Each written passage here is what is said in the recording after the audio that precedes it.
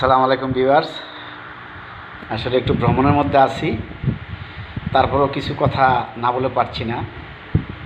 দেখেন যে আজকে যে ঢাকা কুচুক্ষেত ক্যান্টনমেন্টে যে ঘটনা ঘটল, যে ঢাকা 17 আসনের যে দাঁতের ডাক্তার খালেকুজ্জামান, কি জানি নাম, খালেকুজ্জামানে হবে, দাঁতের ডাক্তার তো বোঝেন, দাঁত তো একটা আলগা জিনিস, এটার তো কোনো গুরুত্বপূর্ণ অঙ্গ না। এটার ডাক্তার তো মনে করেন, দাঁতের ডাক্তারকে সাধারণত হাতুড়ে ডাক্তারই বলে মানুষ। আচ্ছা, যাই হোক, সে কী করলো, সেনাবাহিনী বললো যে গানম্যান নিয়ে বা অস্ত্র নিয়ে ক্যান্টনমেন্ট এরিয়া অতিক্রম করা আইনত অনুমতি নাই, সিভিলিয়ানদের জন্য কারোর জন্য অনুমতি নাই।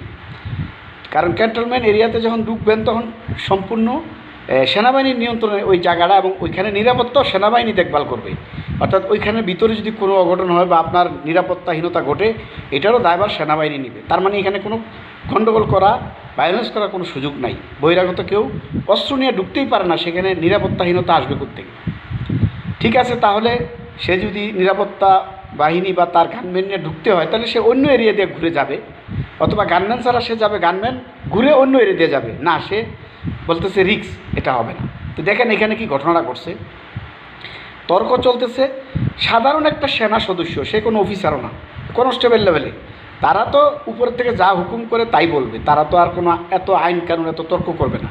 সে কত বড় একটা মূর্খ, অভদ্র, কত বড় জালিম। দেখেন, একটা সাধারণ সেনা সদস্যের সাথে সে একটা জাতীয় সংসদ সদস্য নির্বাচনে পদপ্রার্থী, সে কী করতেছে, একটা সাধারণ কনস্টেবল লোক তর্ক করতেছে।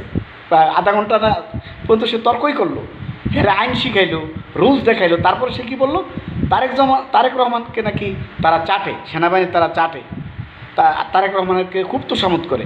তারেক রহমানের কথা কেন আসলো এখানে? তারেক রহমানকে যদি তোষামত করে, তোমাকে যদি তোষামত না করে, সেটা তো ওই কনস্টেবল বুঝবে না।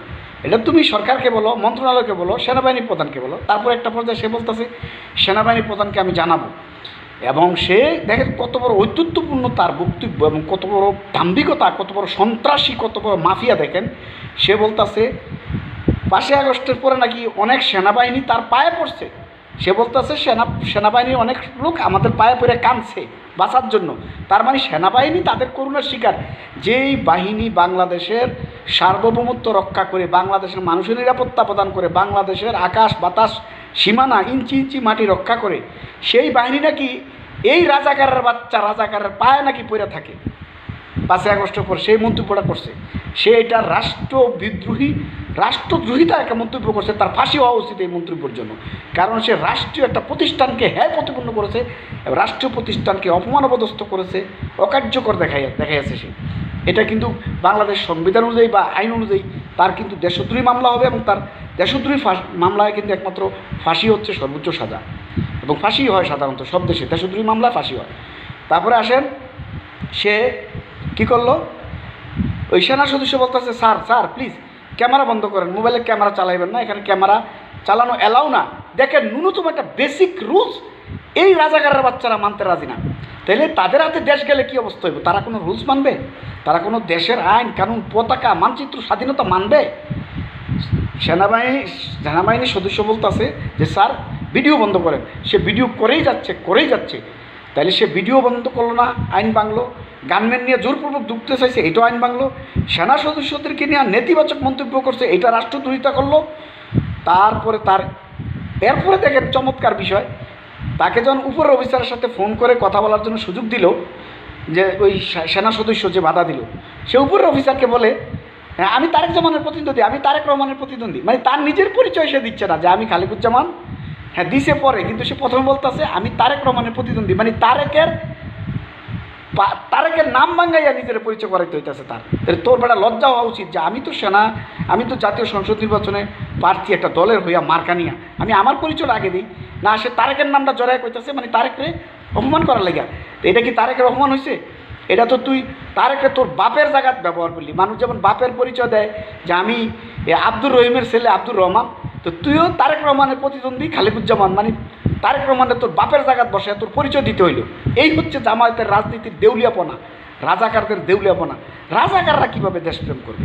রাজাকাররা আবার ভালোবাসে কীভাবে? দেখেন রাজাকারদের থেকে এখন দেশের ইতিহাস শিখতে হয়।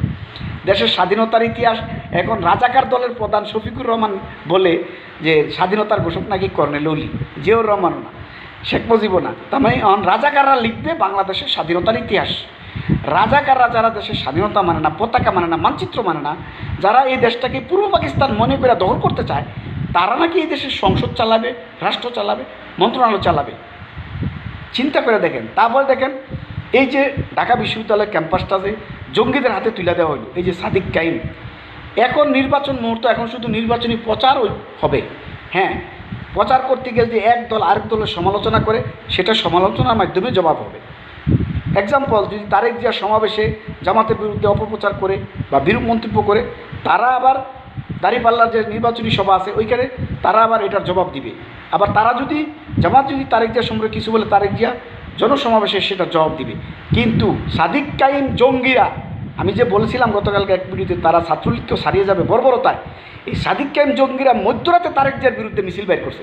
এটা কি নির্বাচনী মিছিল? এটা কি নির্বাচনী আচরণের মধ্যে পড়ে?